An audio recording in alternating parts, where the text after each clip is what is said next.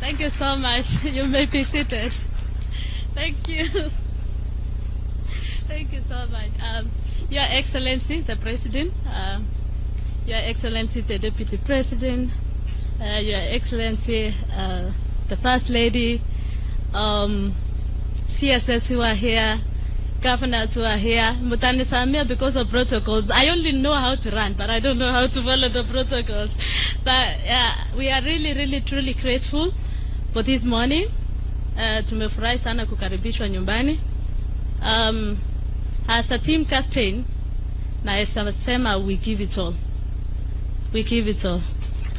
The competition out there, it was competitive. Hata mimi nilikuwa nimesema hii that time naona ikipotea hapa.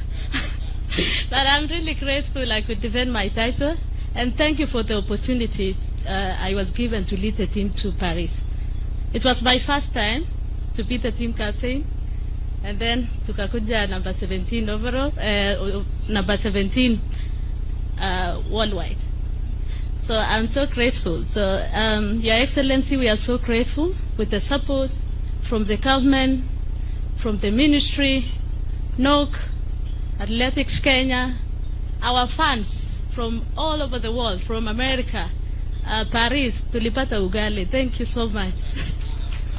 At least tulipata hiyo managu ili to strengthen kabisa. Thank you Paris for the good host wali to host huko. First and foremost, let me say thank you. Fenye CS aliarrive huko. At least tulipata national anthem pili hiyo siku. I was surprised. And thank you so much.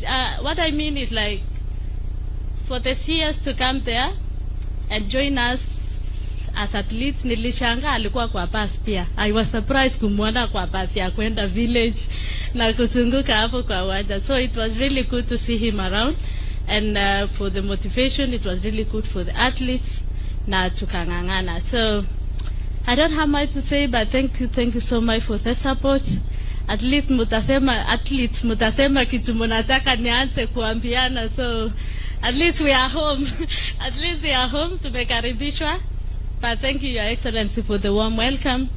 We are really truly grateful. Tumeona tumekaribishwa. Watu walikuwa niliulizwa na chef jana, uliona Botswana vile walikaribishwa, nikasema acha tungoje yetu asubuhi. And this is it. So we are really grateful.